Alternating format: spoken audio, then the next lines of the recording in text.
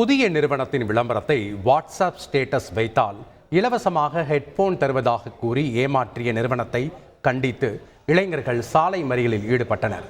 மயிலாடுதுறை காமராஜர் சாலையில் தனியார் auto spare parts உதிரி பாகங்கள் விற்பனையாக திறப்பு விழா நடைபெற்றது.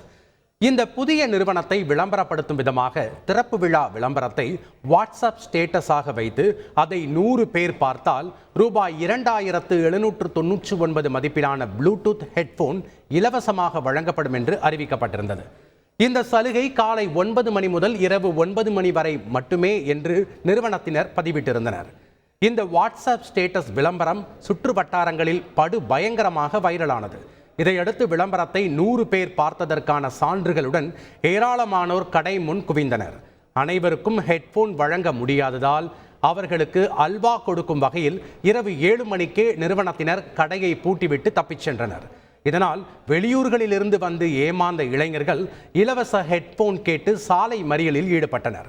மறியலில் ஈடுபட்ட 38 பேருக்கும் மறுநாள் ஹெட்போன் தருவதாக நிறுவனத்தினர் உறுதியளித்ததன் பேரில் அவர்கள் அங்கிருந்து கலைந்து சென்றனர். இந்த சம்பவத்தால் மயிலாடுதுறையில் பரபரப்பு ஏற்பட்டது.